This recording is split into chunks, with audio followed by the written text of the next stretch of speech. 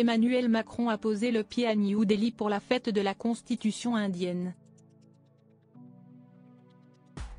Lors d'un discours, le président de la République française a remarqué qu'une personne se sentait mal au premier rang. Si est-il un scénario qui semble se répéter à l'infini en sa présence. Notre président de la République, Emmanuel Macron, est actuellement en déplacement en Inde pour la fête de la Constitution indienne.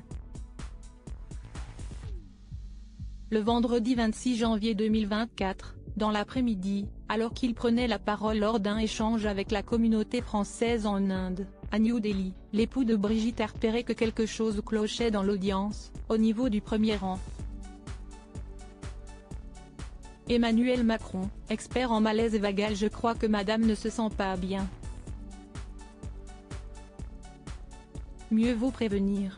Je suis un grand habitué, ne vous inquiétez pas, a-t-il expliqué avec humour.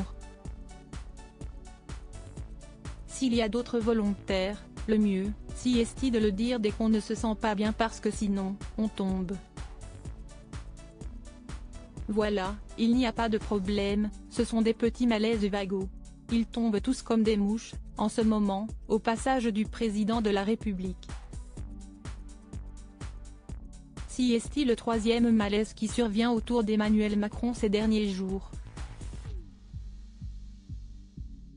Notre président de la République visite l'Inde, mais juste avant, le 23 janvier 2024, il se rendait à l'Institut national du sport pour présenter ses vœux aux acteurs du monde sportif.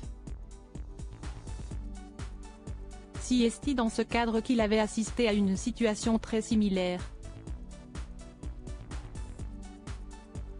Le dirigeant français avait dû demander une chaise pour aider une personne qui ne se sentait pas en forme. Il s'agissait de Patrick Ollier, 79 ans, le président de la métropole du Grand Paris. Jamais 203. Ou 4 si est normal, ça arrive. Ça va aller, l'avait-il rassuré en attendant les secours. Avant ça, encore, si est une jeune femme qui était tombée, aux côtés d'Emmanuel Macron, sur scène lors d'une cérémonie devant les armées à Cherbourg.